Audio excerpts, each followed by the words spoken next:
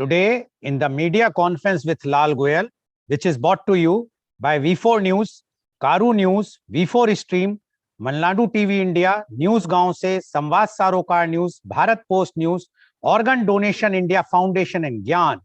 Our endeavor is to enlighten you with the current topic. And today's topic is not only current but very relevant. India, the global education hub. But before that, I would like to inform you that today India is celebrating Indian Coast Guard Day. The Indian Coast Guard Day, ICG, is celebrating its foundation day on 1st February. The ICG is an armed force of India that protects maritime interests and enforces maritime law. The Indian Coast Guard was formally established on 18th August 1978 by the Coast Guard Act 1978 as an independent armed force of the Parliament of India. With just 7 surface platforms in 1978, the ICG has grown into the 4th largest Coast Guard with 156 ships and 62 aircrafts in its inventory. The ICG has targeted force levels of 200 surface platforms and 80 aircrafts by 2025. Since its inception in 1977, the ICG has saved over 10,000 lives and apprehended around 14,000 miscreants. Media conference with Goel wish you all on this very, very important day. Now, coming to the main topic, India, the global education hub. In today's age, when we are living in a knowledge economy, it is very important to create academic institutions of eminence, which will not only give wings to the aspirations of our youth, but also attract students from distant shores who will come here in quest of knowledge and in the process also get a first-hand insight into our age-old culture and heritage, which will make them our cultural advocates throughout their life once they return to their homeland. India is a country with a fine knowledge legacy stretching back over millennia, not just centuries, should have aimed to be a global knowledge hub or global educational hub. A place that has truly world-class university spaces capable of attracting the best in the world. Where are the Taxilas and Nalandas of today? We simply do not have them. That's why you see such a skewed ratio if you map the average arrival and departure from our country. If you leave aside the previous year, where the pandemic created an abnormal situation, around 8 to 10 lakh students go abroad to pursue higher education. The number of foreign students opting to study in India, on the other hand, is just around 45 to 50,000. International education is the 3rd largest earner of international export revenue for Australia, generating more than $12 billion per annum, trailing only the coal and iron ore extraction industries and eclipsing tourism. Well-paid employment for highly qualified people in the country. A global education hub will facilitate job creation as all blue chip corporate want feeders and supply chains which could cater to its instability. Third, for quality manpower. One of the essential ingredients that any entrepreneur look for before choosing the location of the project is proximity to supply and market.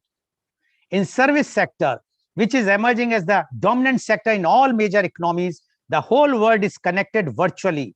Thus, proximity to market is not as important as before, and thus what is most important is access to the talent pool.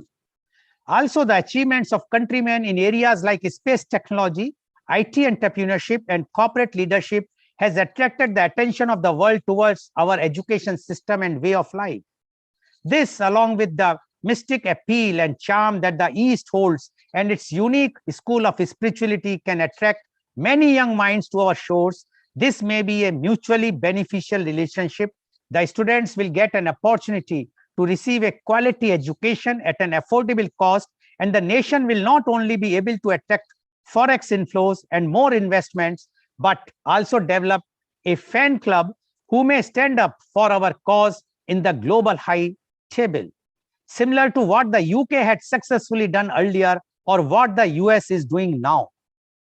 Indian students spend approximately $7 billion or around rupees 45,000 crores per year on foreign education, and this number has steadily risen by 7% every year and around 256% over the last 10 years.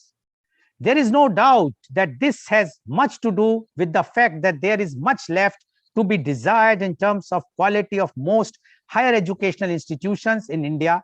The recent QS top universities ranked saw only 3 Indian entities in the list of top 200 global universities, and incidentally not in top 150. Although things have improved from the past, still there is a very long way to go. The NASSCOM McKinsey report Perspective 2020 Transforms Business, Transform India 2009 had said long back that only 26% of India's engineering graduates were employable. The situation has undoubtedly improved since then, but still we have miles to go in the right direction. Few steps are required to make India the global educational hub. We need to attract best teaching talent to India and give them an atmosphere where they can thrive in terms of their teaching and research assignments. Sorry. It also significantly increases the scale of students' exchanges and collaborations with colleges, educational and scientific research institutions, and enterprises, and facilitate best practice sharing in content, pedagogy, etc. Also, we need to mentor our students by helping them establish a holistic global perspective of things, take part in seminars, conferences, and exhibitions around the world, join the international competition, etc. US has invested heavily in research on cybersecurity, artificial intelligence, etc., with a spend of 2.7% of GDP. Japan's Global 30 project promotes the internalizations of Japanese universities with an R&D spend of 3.58% of GDP. Similarly, China has rolled out the Double World Class project, funding selected academic and research field of studies with a spend of 2.1% of GDP on R&D. Thus, building world-class universities with a meager R&D spend of 0.8% of GDP is a daunting task. And we expect today, because today is the budget day, and our Honorable Finance Minister is presenting the budget in the Indian Parliament today, we expect some increase, at least in the R&D, the research and development in the education. Promoting and celebrating a culture of innovation and thought leadership in education, technology creation, etc. is the need of the hour. Most progressive countries have rolled out various schemes to address the changing needs of the labor market, with an average year-on-year increase of 25 to 28% in funds dedicated to the state-of-the-art R&D. A minimum of 50% of the university's resources should be spent on research. Also, intellectual property rights should be fast-tracked to motivate and encourage research. Ensuring best-in-class faculty, the faculty-student ratio should be at par with global standard. Also, a sizable percentage of them should come from industry and social sector. Also, more cross-pollination is needed between academics and industry. Industry professionals with substantial experience should be roped in to teach in higher education institutions. Academic fraternity should work closely with the industry leaders to facilitate innovation, incubation, sponsored R&D, entrepreneurship, and consultancy projects. The entry of overseas universities in India. Proposal to create an education hub is being discussed for quite some time to explore various options to facilitate the entry of overseas universities.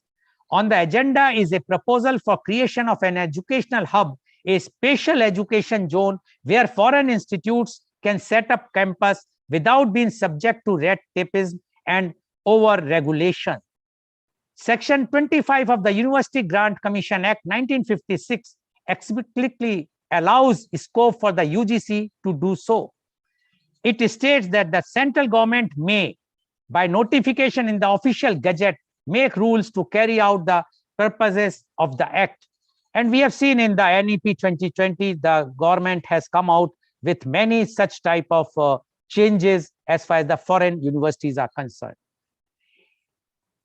increased scholarship and focus on students from developing nations, etc., and will help in building an increased visibility of brand India in the global education arena, which will help in attracting all stakeholders like talented young minds, best-in-class faculty with global exposures and quality international partners in different areas. In the ancient and medieval era, India was a leader in higher education with universities such as Takshila and Nalanda. Attracting students from all over the world, can we again reclaim our place in the high table of world leaders in education? Time alone will answer that. However, we as a pallbearers of the current era have a responsibility to leave no stone unturned in our pursuit. And to discuss this very, very important, relevant topic, the India, the global education hub, we have a very talented, very elite, experienced, well qualified, and those who are authority in this particular field, that is the education. Panelists are with us, and I would like to invite my first panelist guest. He is Dr. C.V. Anand Bose, IAS. Dr. C.V. Anand Bose, IAS, is one-man expert commission on labor to prepare an action plan for the welfare and development of the workforce in the context of COVID-19. He is also the principal advisor, National Heritage Project. He was former head of the Disaster Management, Government of India, and Central Draft Relief Commissioner, Government of India. He was the Vice Chancellor of National Museum, University of Delhi. To his credit, 300 publications, including 45 books in English, Malayalam, and Hindi novels, short stories, and essays. 4 of his books have become bestsellers. One book of his on housing received prestigious the Sharjah International Book Fair Award. Dr. Bose is an housing expert, innovator, writer, orator, and visionary. The path-breaking institutions set up by him, such as Narmati Kendra Building Center, District Tourism Council, and Habitat Alliance, have been replicated at the state, national, and global level. He was the head of the prestigious Supreme Court Committee on the Treasures of Sri Padmanabha Swami Temple. Dr. Bose had a divine mission of coordinating the design and construction of the sanctorum of Chakkulatukavu Temple. Dr. Bose addressed United Nations General Assembly and specialized sessions 5 times on various international issues. Dr. Bose is a recipient of 31 national and international awards, including United Nations Global Best Practice Award. He also received prestigious Jawaharlal Nehru Fellowship. Kerala government termed him Lord of Ideas. Former Prime Minister Mr. Manmohan Singh called him inspired civil servant, and our Honorable Prime Minister Mr. Modi called him man of ideas. And today, on this topic, because why Dr. Bose is there? Because Dr. Bose has been associated with the education for a long time as Vice Chancellor, Principal Secretary, Higher Education, member of many university syndicates, chairman of atomic energy educational institutions. So, Dr. Bose, you are being associated with so many educational institutions, with so many positions in and outside the government of India. We would like to know your views on India, the global educational hub. Dr. C.V. Anand Bose, IAS, please. Thank you, Mr. Goel. India is ready to face the future, the brave new world which is emerging after the pandemic in every way. You know, education is a tool for change. Education is the most important transformational medium. As Nelson Mandela said, the most powerful weapon to change the world is education. Our approach to education is defined by Gandhiji. According to Gandhiji, you live as if you will die tomorrow. You learn as if you will live forever. So that has been our approach to education. And India has never been found wanting in putting in educational reforms from time to time. We had the Dr. Radhakrishnan report. We had the Anandashanam Iyengar report. We had the reports by various educationists over a period of time. Recently, we have the Educational Commission's report, which was chaired by none other than the famous scientist, Kasuri Rangan. That has resulted in the new education policy of India. In between, we know the transformational change in education in India was brought about by the Kothari Commission's report, which rightly says India's destiny is being shaped in her classrooms. This much in the background. The new education policy offers a lot more, not only to India, but also to the whole world. As you yourself rightly pointed out, India had a lead in higher education all the time. On the gates of the Takshashila, they had not gatekeepers, but gate scholars. Anyone who enters that university will have to answer 10 questions put forth by the gate scholars. If you do not pass the test, you will not even be allowed to enter the institution. That was importance India gave to higher learning. That is why Einstein has said, if there is any worthwhile research in the world, we owe it to India, who taught us how to count. In every field, we have this dominance, but now, since the advent of the British rule, Indian system of education got westernized. Far from being India-centric, we had a Euro-centric education which was thrust upon us. This is sought to be corrected by the new education policy.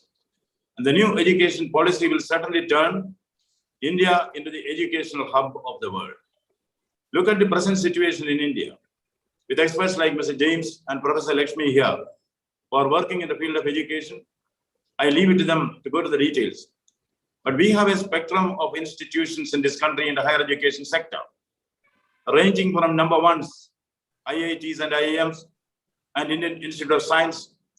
Then people derisively say, India has a few number ones and then a few number 10s as educational institutions. This calls for a re-examination. Our higher institutions of higher learning have to undergo a qualitative change. If we can have one IIT, one IIM, there is nothing which prevents us from having 1,000 IITs, 1,000 IIMs. It all requires a restructuring, rejigging, rebooting Indian education. And India is ready for that. Some of the salient features of the new education policy will certainly attract worldwide attention and draw students to India to learn. Number one, the whole university system is on the way out. The independent colleges are coming in. Autonomous colleges we have. More freedom will be done. Less of regulation will be there in the education sector. Meritocracy will be rewarded. Meritocracy will be encouraged. Now, education is becoming student-centric. The student has the freedom to choose the subjects that he wants to learn. And assessment is not based on memory, not on rote learning. Assessment is based on critical learning. How far the child has assumed, how far the child has assimilated knowledge and turned the knowledge into wisdom. So the examination system itself is going to be overhauled. And then we have accent on the research universities, the teaching universities. I would underscore the importance of teaching universities here. India is emerging as a global guru, the universal guru. We have excellent teachers. We know that many of the African countries, school education was handled by the Indian teachers very, very successfully. Now in the field of higher education, the teaching universities coming in, we will imbibe the global requirements and keep our teachers well-oiled and fighting fit. That is the accent which India is going to give. Then about the infrastructure. Yes, in a vast country like ours, we have islands of excellence in many places. Excellent institutions like quoted IIT, IIM, and many university faculty, many university divisions, departments are world-class. But there is, of course, the question of numbers. I don't say that all the educational institutions in the country are excellent, no. But we have centers of excellence which can pave the way for the other institutions as well. Come to the first person singular. I happen to be chairman of the Atomic Energy Education Society. They run excellent schools. There are also institutions of international repute, like the Tata Institute of Fundamental Research, the Indian Institute of Mathematics and Institute of Physics, Harishchandra Research Institute, Saha Institute of Nuclear Research. All these are world-class institutions thriving in India. So we have not only the IITs and the IIMs, we also have this kind of scientific institutions doing excellent work and uploaded by the International Committee of Scholars. Now, we are a little lagging behind in fundamental science, basic science. That is why the ISER and NISER have been set up. Institute of Science, Education and Research, and the National Institute of Science, Education and Research, which was set up by the Department of Atomic Energy. Incidentally, I happen to be in the founding steering committee of that. These are all institutions of excellence which are coming up and proving to the whole world that India is capable of quality. So we cannot show a few autonomous colleges or a few private colleges which are doing unethical practices. We cannot show them and say this is Indian education. And for the foreign students who are coming here, there are certain restrictions on them, which also needs to be lifted. Policy changes are required and government is willing for such policy change. And as Mr. Goel knows, many of the recommendations which have come from your media conference have gone to the government and many of them have been implemented. And the suggestions which are coming from here, I hope will also go to the government and some of them may be accepted. Therefore, I think the policy changes that are required to attract foreign students to India, that also may be taken up for discussion here, and such policies, such suggestions may go into the policy because the government is keen on implementing the national education policy, lock, stock and barrel. That commitment is there. Now policy changes will again come, institutional build-up will have to be done, even legislation may have to be done, rules are to be framed, sub-rules are to be framed. These are all the administrative process which will see that the new education policy of India is implemented in total. Once this is done, there are a lot of scope for us to attract foreign students. The government of India can even lay down bilateral or multilateral agreements where, for instance, we can be the educators of Africa. It is not a big thing for the government of India to provide a scheme where we can give education to the African children. We can educate the entire Africa if they want. The advantage of educating people from outside in this country are not just transferring knowledge to them. There is also an importance from the point of view of soft power. You know, soft power is also something which Mr. Goel has discussed many times on this. One of the major ingredients of soft power is education. You know, a long time back, Lenin said the two pillars for the progress of a nation is education and electricity, which is true even now. Education is one of the key pillars for the growth and development of the national edifice, and India has a strong basis for education. Now with the policy changes which will encourage foreign students to come and learn in this country, particularly from countries like Africa, its impact on India's soft power will be tremendous. Those who come here take with them not only the knowledge which are given, they also take with them the culture, the traditions, the beliefs, and the ethos of this country. Therefore, educating as many people in India as possible will help India spread its wings to the outside world through its soft power, its culture, its heritage, its way of life. Therefore, it is important that India opens up in a bigger way to attract foreign students. Now, there are also certain other steps which are to be taken. One thing, the educational institutions in the country, the universities included. I'm sorry to say, as a former vice chancellor, many of the universities are known for corruption. How came that there are no adequate infrastructure in many of the universities, even though funds have been given to them? That calls for a soul search and a sea change in our attitude to education administration. Education administration has to undergo a sea change. Corruption has to go, if I may go in a lighter vein. The education minister of India, he visited an African country. He was received in the residence of the education minister of that African country.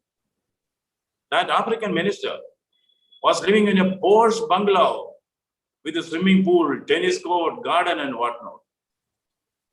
The Indian minister asked the African minister, "See, yours is a poor country.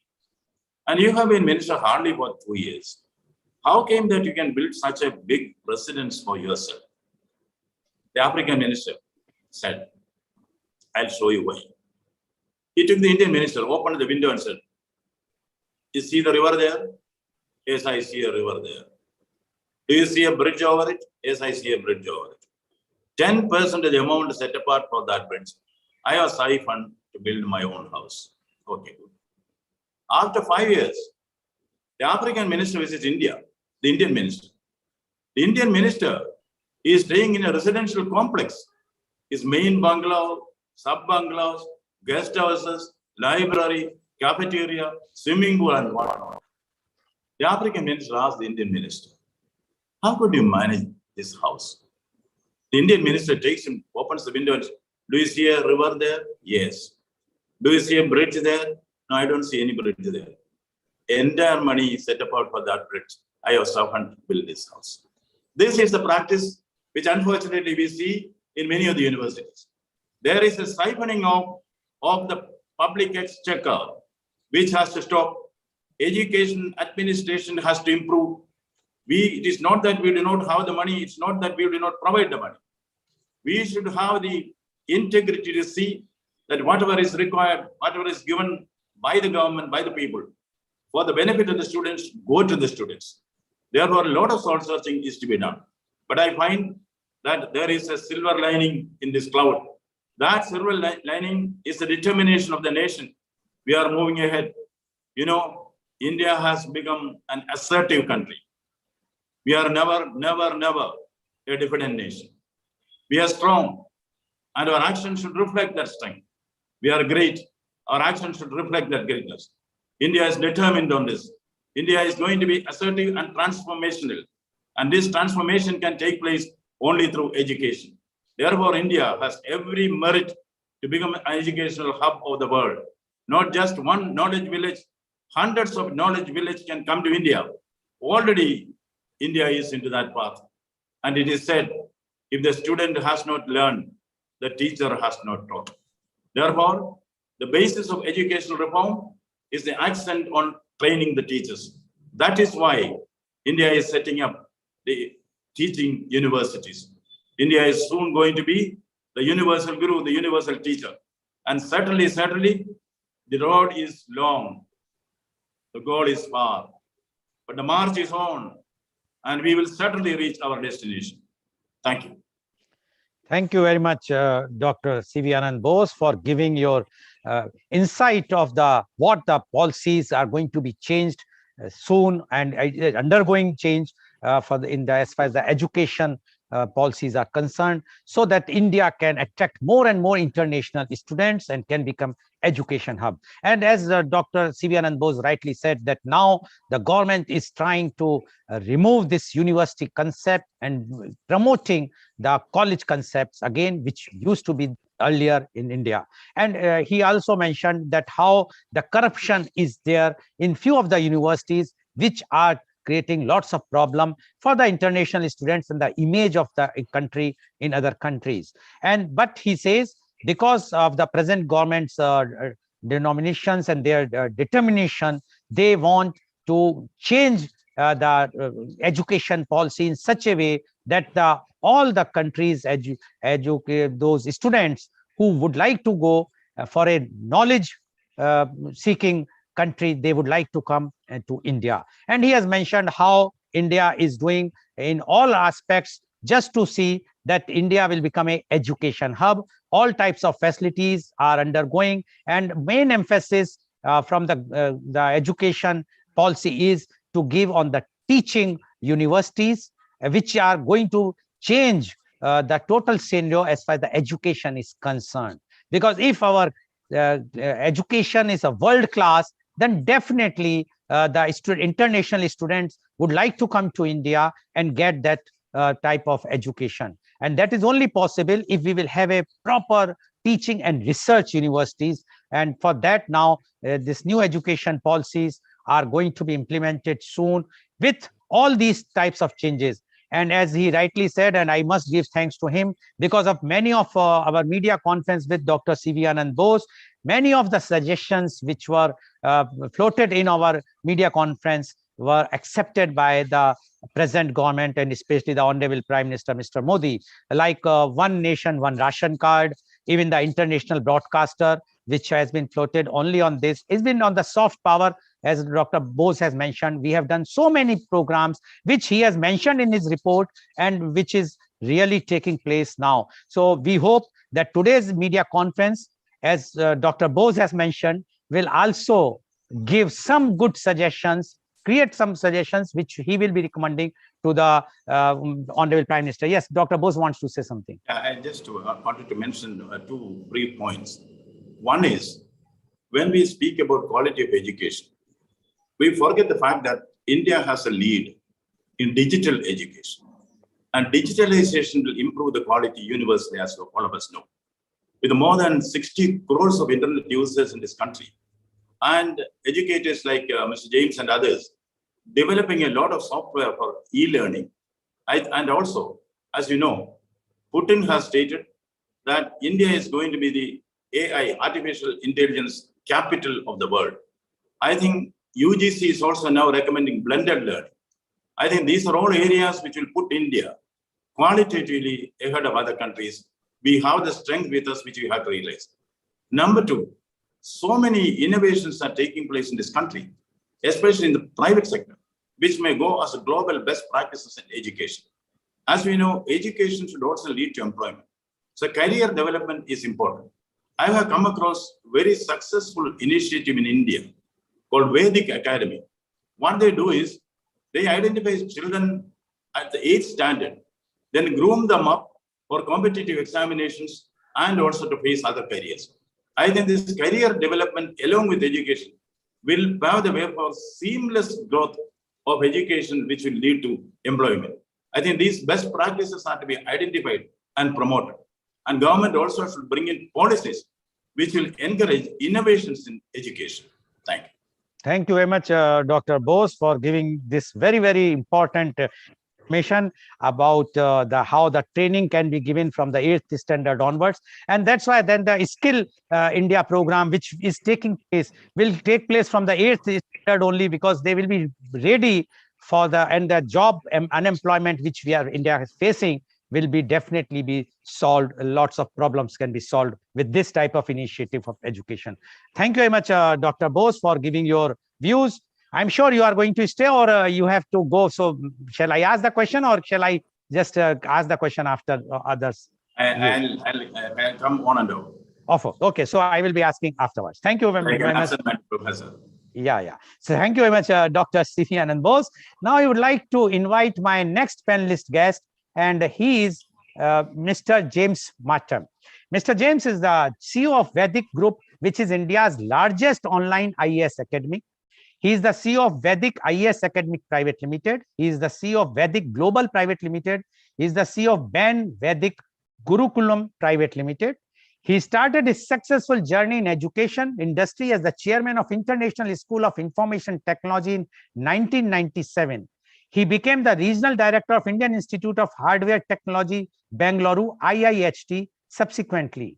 With his supervision and management skills, ISIT was ranked as one of the top most IT brain institutes in Kerala, training over 3,000 students each year. In his successful journey as an entrepreneur in education, he serves as the center director of Chanakya IAS Academy, Delhi, and played major role to create civil service aspirants across the country and especially in Kerala. He founded Vedic IAS Academy along with Dr. Babu Sebsten and other eminent educationists.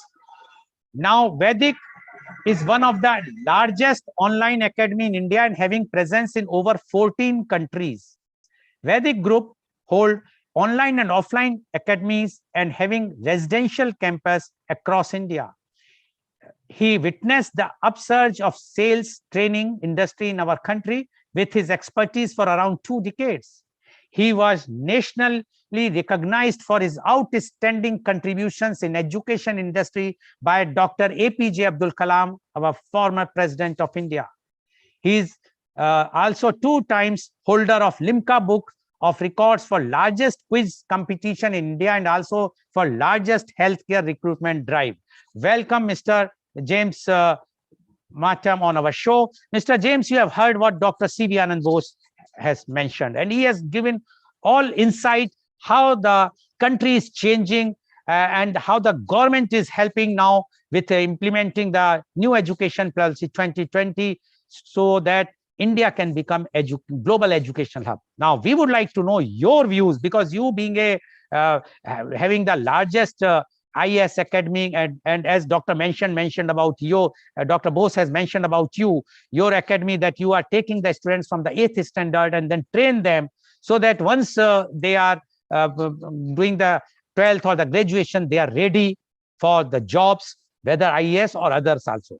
So we would like to know your views on India, the global educational hub. Mr. James Martin, please. Please unmute. Mr. James, please unmute. Thank you, Mr. Lal, for this opportunity. And I would like to congratulate, especially about this particular subject, because India is really looking for something like this for the entire, when we are talking about the upcoming India and coming maybe within 1 or maybe 5-10 years, if you are looking for the premium position across the globe, obviously education, as both sir said, education is the major pillar where we need to look into.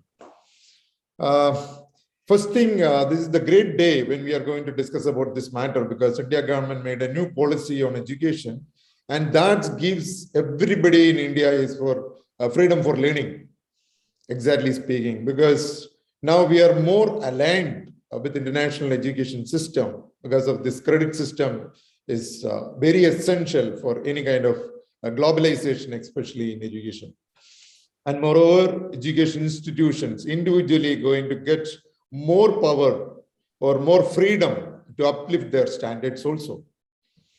Again, this credit system gives a benefit to the students, like, they are not even, again, moving forward, there is no dropouts in the country. Whenever, wherever they are reaching that level itself, they are getting certifications and they can be a professional.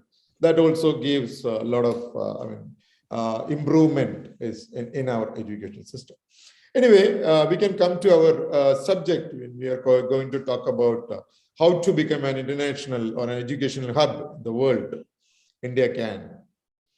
I can put some suggestions, but exactly we were talking many times in many venues. The first thing, actually, there is, as said, Mr. Lal was introducing the same thing. There is a lot of students are flying away to different universities across the globe for higher education.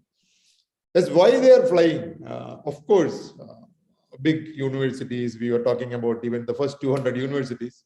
I mean, first 200 ranking, we cannot get into still, because even though we are biggest or largest students pool in the world with us, but still we were slightly low in that area.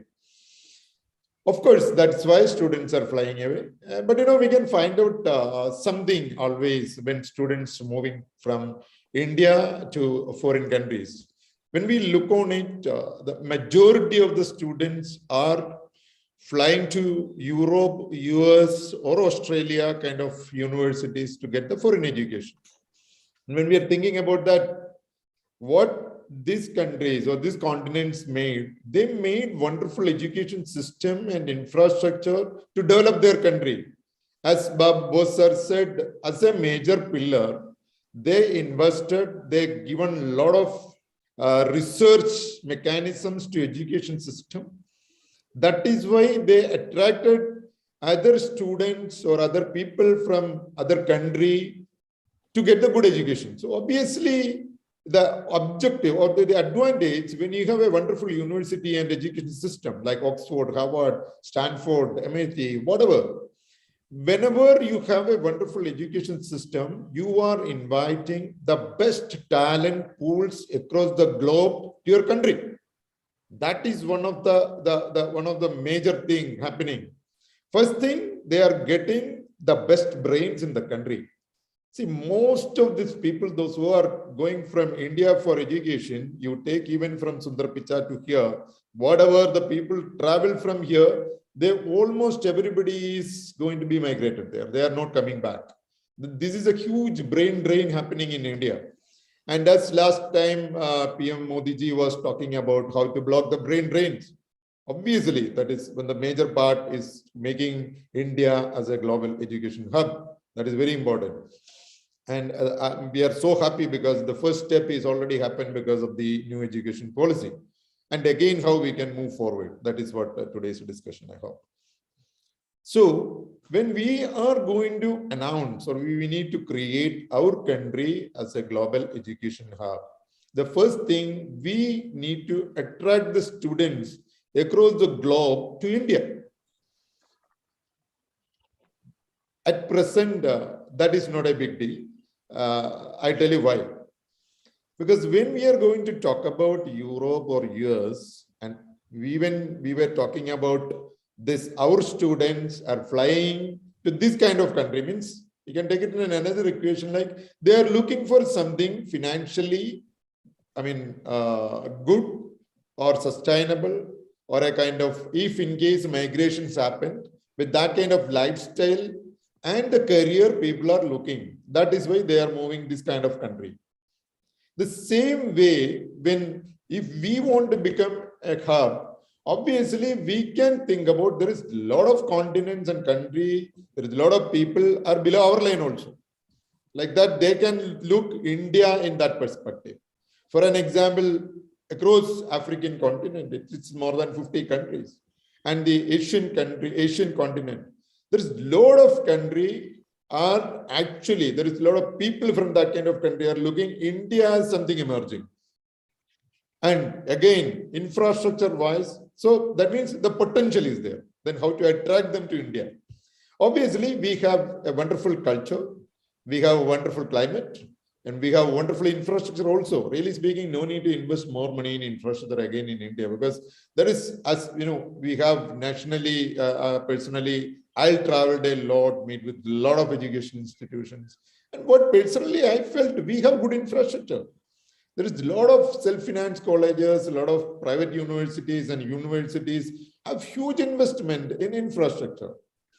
But they don't have that kind of freedom to make new programs or innovative programs or that integrate with the value system of India. It was not happening. It was not happened because of the policy was like that. Now the policy is changed.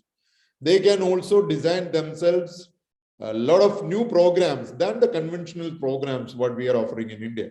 When we talk about foreign universities, why the students moving again to abroad means, you can find out a lot of specialization in UG and PG or whatever the research in foreign universities. When we're talking about wealthy countries only. Okay. So when we are looking like that, we can also design a lot of programs than the conventional programs. Our students in India, we are still, maybe almost all universities are offering maybe 40, 60, 80 programs. But when you take even a single college in a good country, they are offering in UG itself maybe more than 100 programs. So now, thank God, we are getting the leverage to design the programs, and colleges are getting the freedom to design the programs. Means everybody has to design something for the global needs. Then automatically the programs are going to be motivation factor.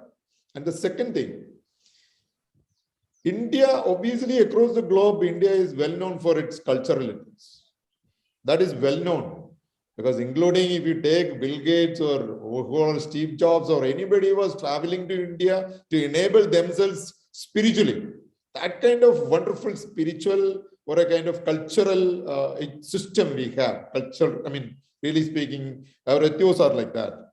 So what I would like to tell you is, if we can integrate properly our value system and the new education, the new verticals, or the domains in education, if we can implement in India, we can attract other people from other country, not like I'm talking about Europe, America, especially in African, Asian country itself, we can invite a lot of students to in India.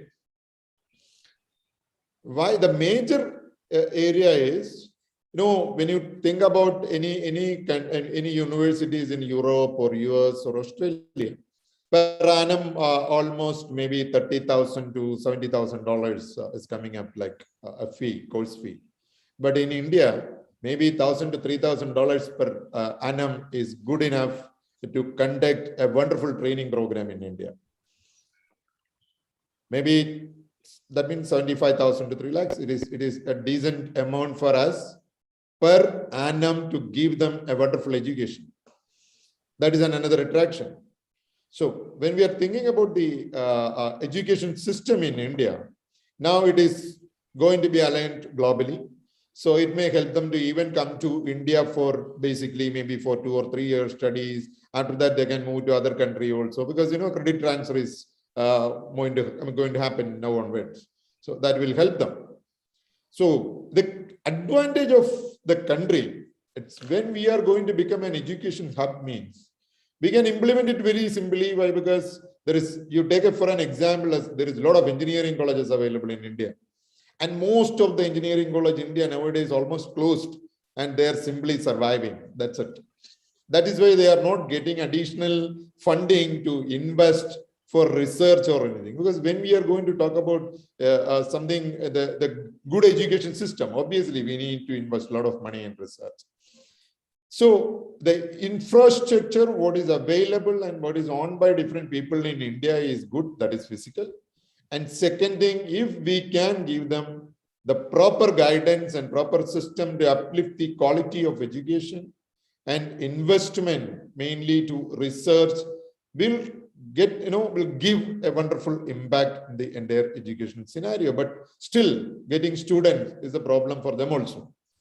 For that, we can allow them, if government will allow, they will do the individually, they can conduct, there's a lot of expos they can conduct in these kind of countries. Even the same way in India, there is, Canada, Europe, Australia, US, everybody is conducting a lot of expos in each and every nook and corner of the country. That is why they are getting students from our country. And they're spending huge money for that. And for us, we can simply even, these all are private, there is private sector, there is a lot of huge investment already done in India. If we give them a kind of policy to go and do this kind of campaigning across these kind of continents like Africa or in Asian, the entire Asian countries and African countries is enough now to start off. Because first phase, we cannot invite people from Europe or US to India. It may not be that much practical and they will come to study in India.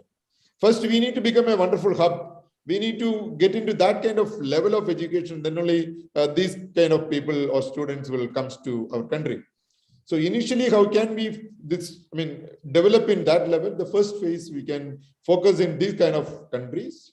And with the help of Indian ambassadors and Indian embassies, we can do a lot of expos to educate, study in India. We need to do a wonderful campaign. Like, if you talk about Kerala, Kerala was, when the Amit Kant was the Secretary of Tourism, he made a system, he made a tagline that Kerala is God's own country. And that God's own country tagline, he put it to all the continents, and he did a lot of road shows and campaigns. That is why now Kerala is well known for tourism. That's the way. We can also do wonderful campaign across these kind of countries with the help of government embassies and government policy. We can do campaigns, and these people will invite to India for education and study abroad. There is everywhere this is happening, but study in India. That point we can promote. So why should they study in India? One is cost effective.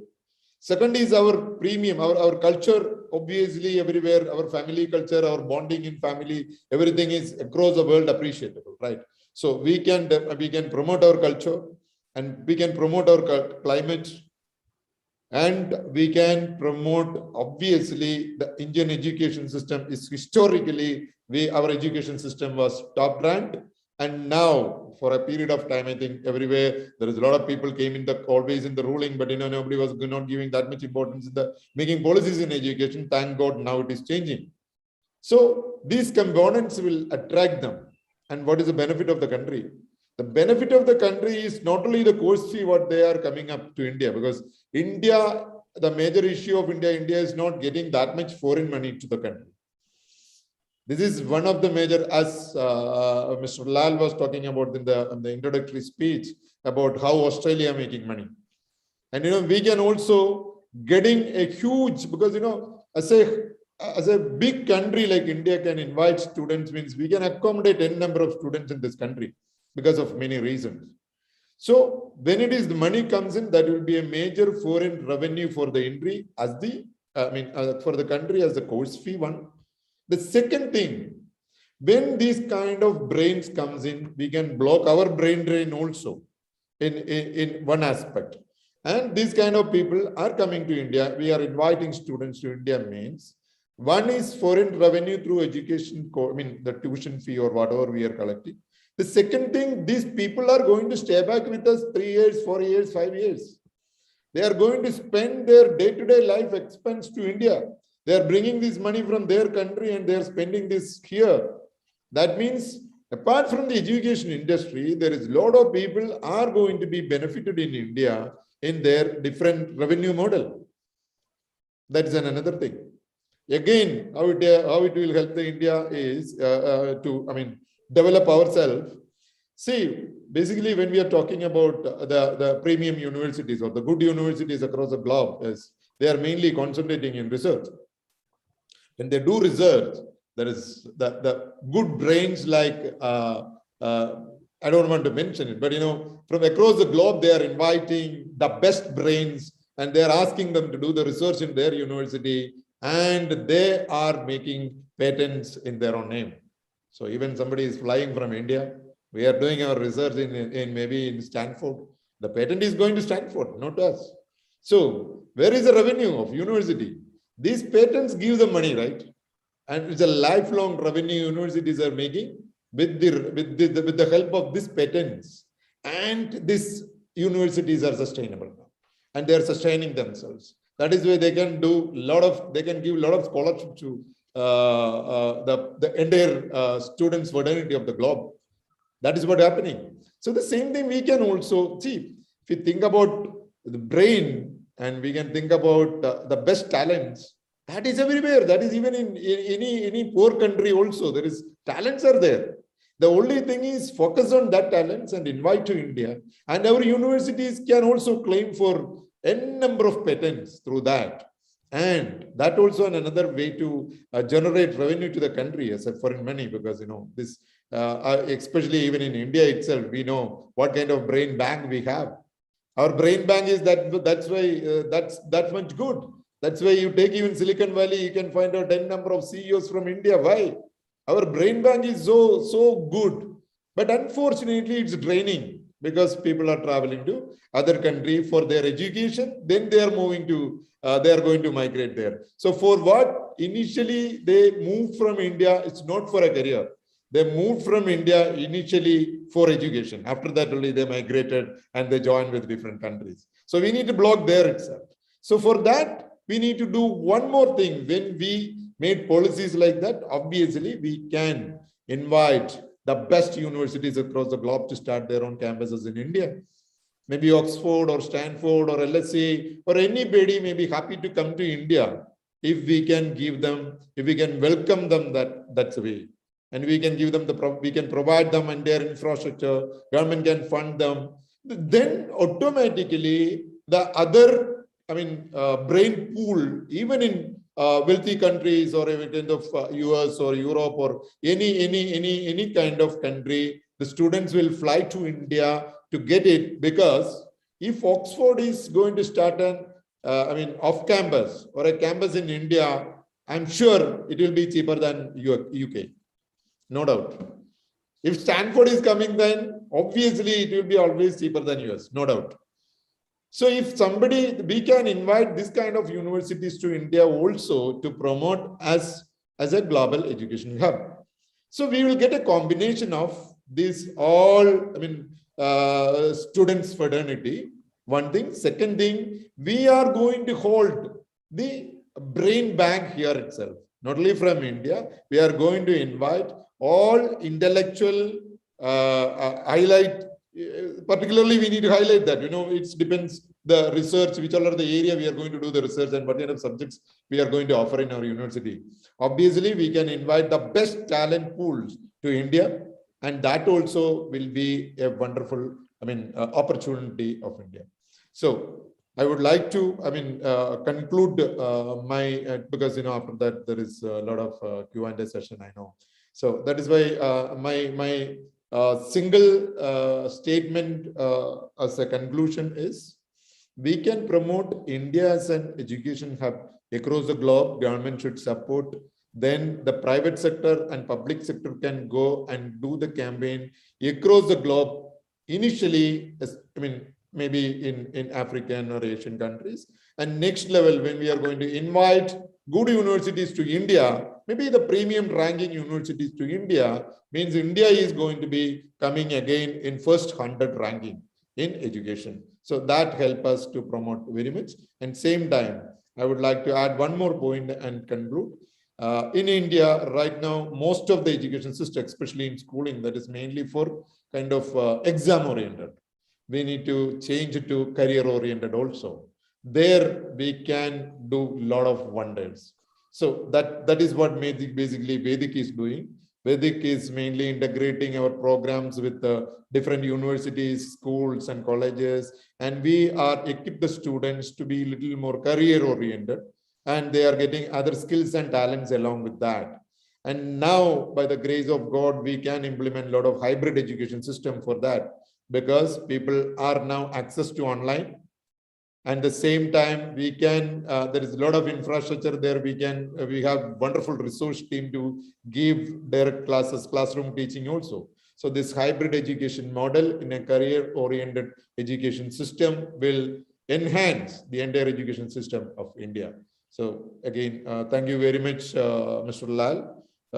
Thank you. Thank you very much, Mr. James, for giving your views. And Mr. James has very, very clearly says that India is having advantage of its values. And if we will integrate these values with a world-class education, then the India will be the world leader as far as the education, global education hub is concerned.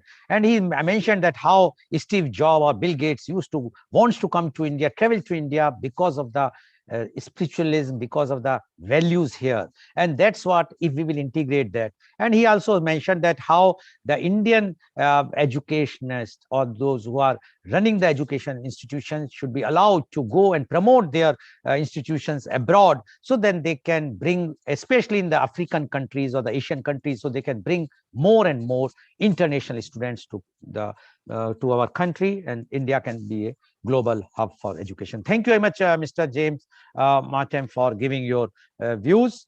And now I would like to invite my last but not the least panelist guest, and she is Professor Dr. Lakshmi Goel. Professor Dr. Lakshmi Goel is the Associate Dean of University of North Florida, Jacksonville, USA. She is Professor of Information System with an established record in teaching, research, and administration. She received her PhD in Decision and Information Sciences from the University of Houston. She holds a master's in computer science from the University of Houston. She is a master's in computer applications from the University of Pune, India. Her research is at the intersection of technology, organization, and human behavior. She has over 50 articles published in top-tier reputed journals and over 60 conference presentations.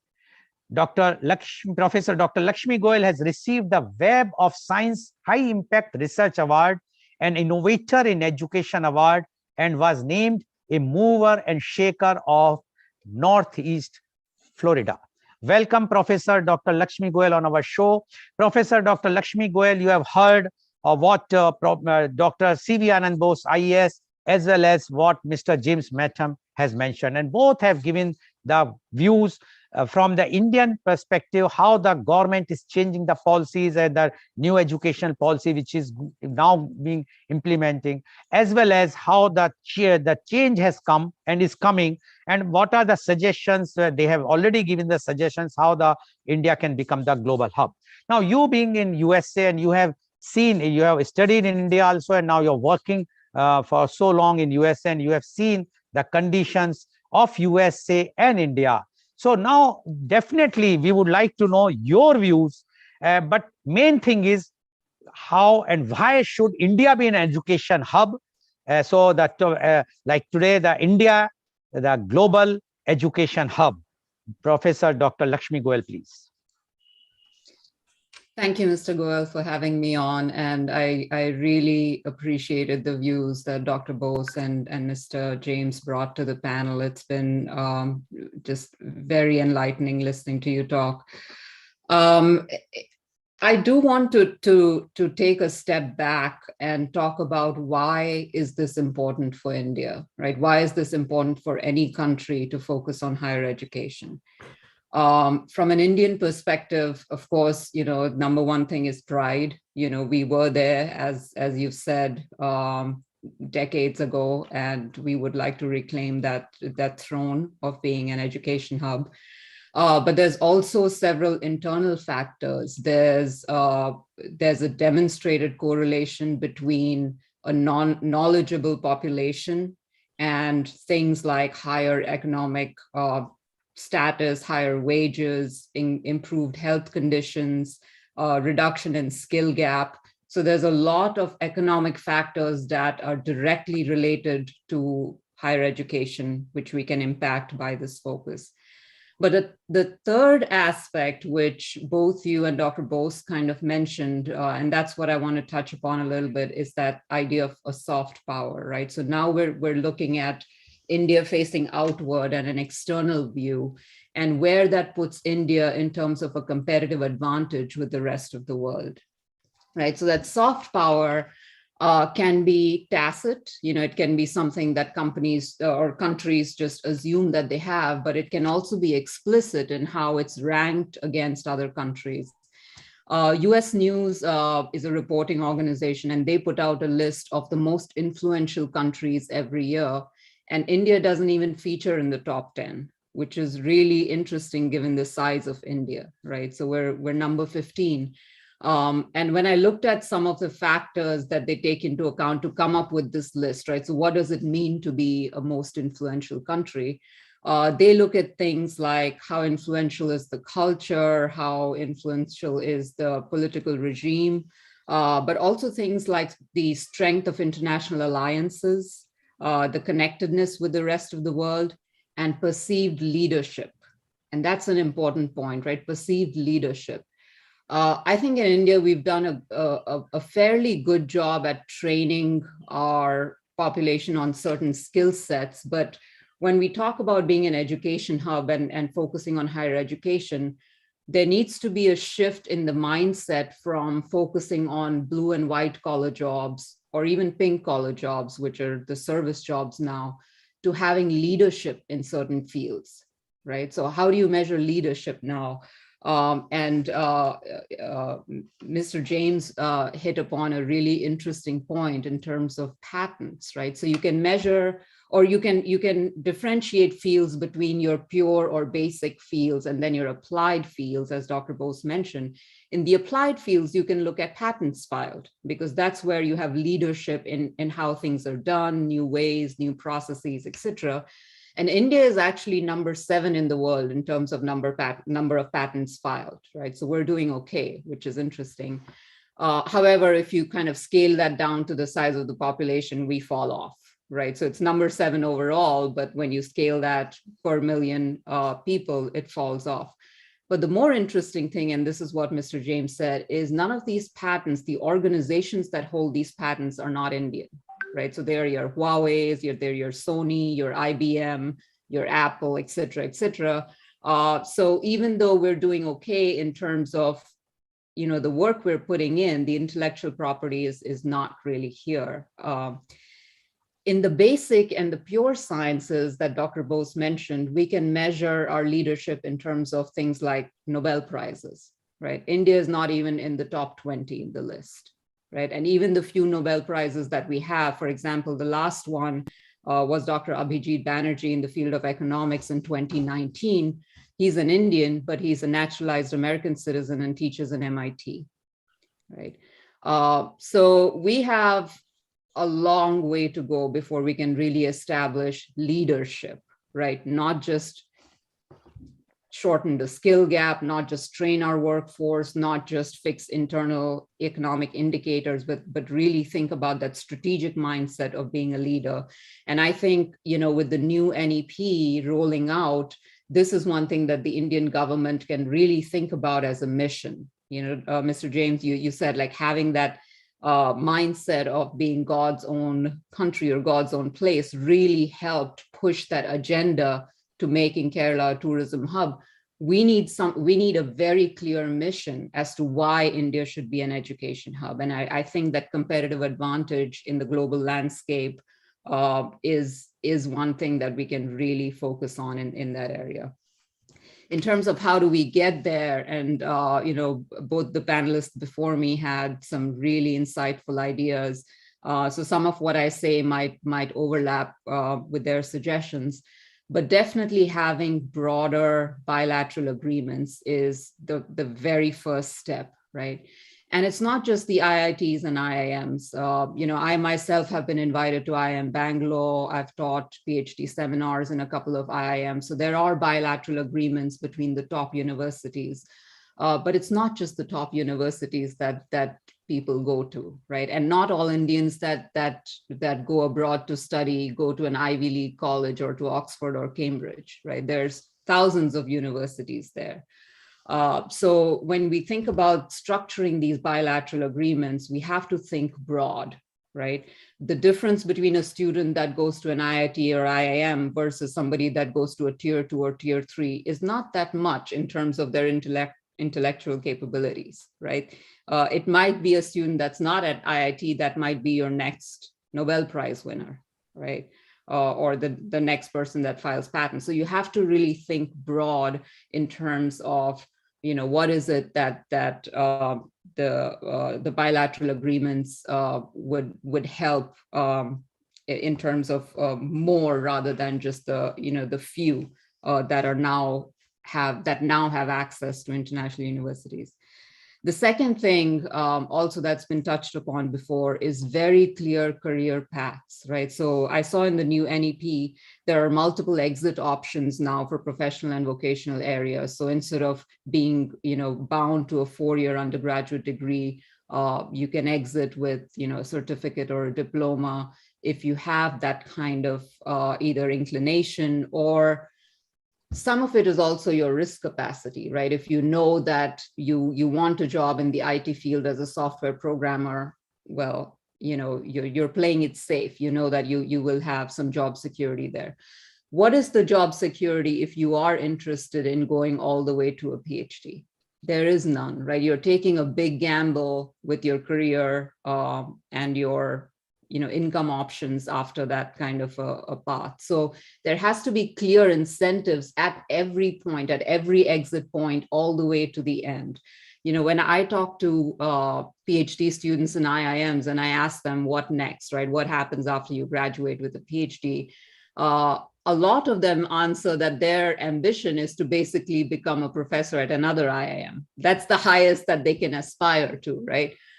Which is a shame, right? That there has to be something more that you can do with that PhD than simply be a professor at another similar institution. So there have to be these very clear career paths for every level, not just at the trade schools and not just at the teaching schools, but also in those research, those high risk kind of scenarios where you do want people to pursue, innovative thinking and critical thinking. The HRD minister, the HRD ministry is now being renamed to the education ministry. One of the things that he said, and I found this quote online, is that they want to focus on critical thinking and inquiry-based, discovery-based, discussion-based, analysis-based learning. Well, what is the guarantee that if I pursue that line, I will have a high-paying job versus if I take a safe option and become a programmer in a multinational company, right? So that career path is important. And the third thing in terms of quality, I think we're taking steps in the right direction by establishing bodies such as the National Accreditation Council, NAC, and the National Research Foundation, right? So these are steps in the right direction, but there's a lot more thought that can be put into coming up with accreditation along verticals, right? So how do you accredit business schools, for example, right? We know IIM, right? We know there's maybe a handful of acronyms that we know, but what about the tier 2? What about the tier 3? And what makes a tier 2 significantly different from a tier 3? There needs to be thought put into this. So I think there's a lot of opportunity for NAC to kind of further expand into looking at accreditation along verticals. In terms of the research foundation, that's also, I think, a step in the right direction. And when Dr. Bose was here, he was saying, you know, it's not that we don't have money, right? We can throw money towards higher ed, but tying that money in the form of grants to very clear outcomes, right? Why is it that the private sector is not interested in research at our universities? Why is it, right? So having outcomes where you say, okay, your research grant will focus on this explicit partnership, which should result in these patents by working with companies in this industry. So making it tied to very specific outcomes, I think would really drive, you know, the innovation and kind of, you know, accountability of expenditure in those areas. So this is kind of like a, you know, an outside in view. I did do all of my schooling in India, and I'm very thankful for the, you know, at least the basic education I had there. And I do think that we're at a great time for some transformational changes in the higher education system. So that's all I have, Mr. Goel. Okay, thank you, Professor Dr. Lakshmi Goel. And as Professor Dr. Lakshmi mentioned, that we have to change lots of things, milestones, but there are lots of advantages in India. That is only if we will explore, and this education policy is in the correct direction. But there are many more things to be done, and then definitely India can become education.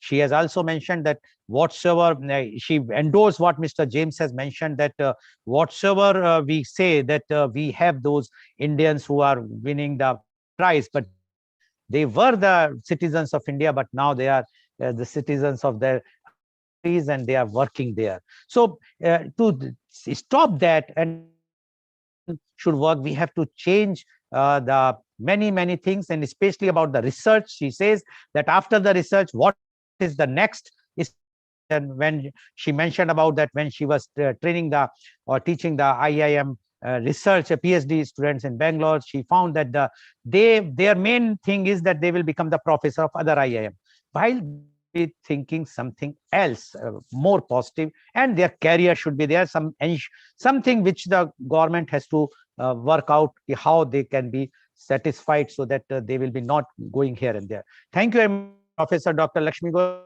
It's not easy 1:30 in the night in USA, but you are kind enough to be there. Thank you very much, and definitely I will come back to you with a question to you. Now my question goes to Mr. James. James, what type of innovation India should do to attract more international students? Is, as you have mentioned, that we should have international universities here, we should have international students, but there is a difference of culture in Indian culture and culture of other countries. And if we will bring those students or those universities here, have to provide them that type of atmosphere that they will not away from their, like there is a difference in other countries. Still, they are having they are not that type of cultural difference, which in India is still we have that mindset. So also think that we have to change not only the mindset for education, but for the culture, because if they will be coming, definitely we have to accept them, their own culture also, and respect them. What you say about this, Mr. Jim? Yeah, Mr. Lal, actually, I'm so sorry to say, when you take the culture of Indian metros and internationally, when you travel, we don't think there is no much difference culturally when we are talking about Tier 1 cities. Because nowadays schooling in India is also something like, it is almost westernized sometimes, but people are zing with all kind of the cultural level. But obviously, when we are inviting others to India, where we can say culture, we have a lot of cultural values. We need to promote that first. Comparatively, lifestyle is not only the factor of culture, right? Culture is not only lifestyle. Obviously, people may have something kind of lifestyle may be similar, but our culture is so valuable when we are doing deep study in that, and for a long time living in his lifetime, obviously, there is a huge impact of a good culture, even for their family bonding, or even, why these people are very much stressed and they're coming out back to our ashrams. Simply speaking, that belongs to the respect towards our culture, right? So we need to promote our culture, but obviously when we are inviting students, we need to convince them with the cultural, as that is what you maybe asked that question. So to convince them, obviously, when we took it an international aspect, obviously culture in metros are almost same when we are using language English as a medium, and the lifestyles almost nowadays people are well synced because of the digital medias. I have to say that because of deep involvement of digital medias, obviously given a kind of cultural standardization across the globe. But again, when specifically speaking for the restrictions on something, that is what, right? So in that case, we need to take policies, and in that case, we need to make a new policies to welcome or invite the students to India when it has to be something like that. And other way around, when people move from India to Europe or US also, same, we are adopting their culture. And people will adopt, especially the student can adopt any culture. If we can give them the best, that will help them there for wonderful career. Okay. And another one thing, how we can invite students to India, that we can also come up with a lot of student exchange programs, as Lakshmi ma'am was saying. We can come up with international faculty exchange program. We can do a lot of wonderful campaigns to highlight our culture and cost-effective education system. I hope so. Okay. Thank you. Okay. Thank you, Mr. James. Now my question goes to Professor Dr. Lakshmi Goel. Professor Dr. Lakshmi Goel, one of the reason of Indian students going to USA or Europe is that they feel that after doing or passing their degree or doing their PhD there, they are going to be in the one of the class organizations there. Many of the organizations can. While in India, do you have to see that after the education, completing the education, as you about the professor is only the IIM research people are thinking about professor, because Indian industry has to change the mindset for as taking those in their organization on a very high salary, because what we have seen in India, the campus recruitments which are taking place, where these top companies like Infosys or TCS, etc., they are recruiting very, very low salary from, and that is one of the reason that those who are doing very well, IT students or whatnot, they just go and then they shine there. So do you think the mindset of the Indian also to be changed, increase the salary or their perks, so then only we will be able to keep our students here and we can attract from abroad? What do you say about this, Professor Dr. Lakshmi Goel? Mr. Goel, I'm sorry you were breaking up a little, so I'm going to paraphrase your question and you tell me if I missed something, right? So your question was that the salaries offered in India are much lower than the salaries of comparable companies in countries like the US, which is why students prefer to go there and get jobs there instead of staying in India, correct? Yeah. So salaries have to be scaled by the cost of living, You cannot simply take a dollar amount, multiply that by 70 and say that's how much the salary needs to be, right? You have to scale it by the cost of living. But once you do that, then yes, then there has to be a comparison. I think the workforce today is global. One of the things that the internet has brought is, information about opportunities everywhere around the world. Social media kind of helps with that too. So people are definitely, even undergraduate students are much more aware of how far a particular currency can go, right? So it's not about getting the same salary, but it is about getting an equitable salary based on where you're living. And so in that manner, I think companies can really showcase what you're getting for that. And there's definitely a lot more perks that can be offered in addition to just a dollar amount. And you can kind of talk about that. Just for comparison, a software engineer working at a company like Adobe in Bangalore versus the same software engineer with a similar job in the Silicon Valley, the person in Bangalore is probably saving a lot more money, frankly, just because of expenses, cost of living, cost of travel, all of that. And so if the company can focus on that and put the information in a way that people can compare apples to apples, then they will certainly make things more competitive for attracting people to those jobs. Okay, Professor Dr. Lakshmi Goel. So, and in network is not stable, but still, last question to you or to Mr. James. Mr. James, what one suggestion you would like to give to the government so that that you want to make this India as education hub? Suggestion only, please. 1 minute, please. Your voice is slightly breaking. One suggestion to the government as a policy, right? See, right now we are looking for only one policy, if in that perspective, that is simply open the doors of the country to invite the students and allow the universities and self-finance colleges, private universities, and make the policy for government university to open the doors, make a new policy to invite any foreign students can come and join in India with lower, we need to, for that we need the foreign ministry also has to support to make new visa policies for the students and, migration policies. Forget about migration policies, initially students policies and stay back policies. Okay. And the part-time policies also.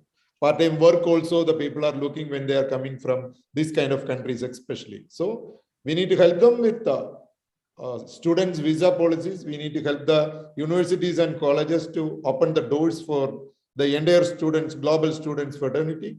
And the third one, please open some policies to do part-time works in India as with students visa as a part-time worker in India.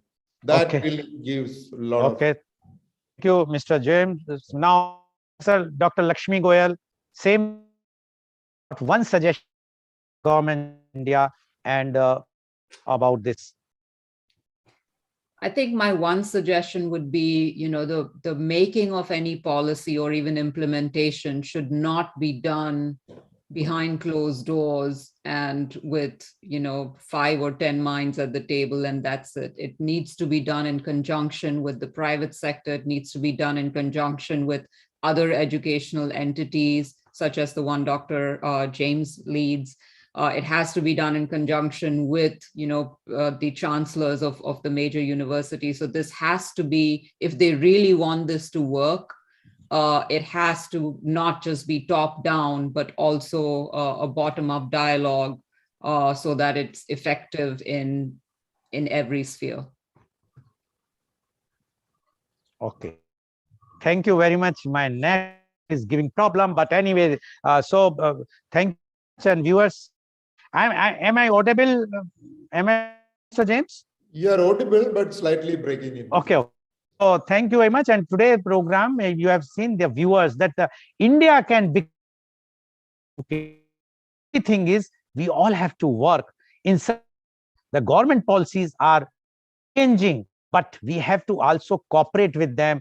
As Dr. Bose mentioned about the corruption, we have to that we should not corruption, especially in education sector. After all, education is to the main thing for any country or any family or any community. And if we are not vigilant for that, we will not stay anywhere. But if we change our mind, society change our mindset, give more importance to the education, then the day is not far. Then India can become a Vishguru even in education system. Thank you very much. And today's program has been live telecasted by 4 News, Karu Stream, Malnadu TV India, News Gaon se Samvad Sarokar News, Post News. It was shown live on Facebook and YouTube. And in our endeavor to bring to you everyday new topics in media conference with Lal Goel 10:30 a.m. And tomorrow, you know that nowadays election.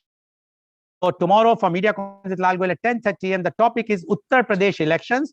And our panelists are Professor Professor IIM University of Texas at Dallas, USA, is the Senior Director of Guru. Professor Pramod Pathak is international corporate trainer, public speaker, blogger, and columnist. He's a former professor and head of the department management, State Dhanbad. And Mr. Nirmalendu Verma is a renowned social activist and is a spokesperson of Bihar Congress Committee, Patna. So please tune in tomorrow for media conference with Lal Goel at 10:30 a.m. Thank you very much, Anand Bose IAS. Thank you very much, Mr. James Matam. And thank you very much, Professor Dr. Lakshmi Goel, joining and enlightening all of us and all viewers with your views. And I'm sure the day is not when India will be the global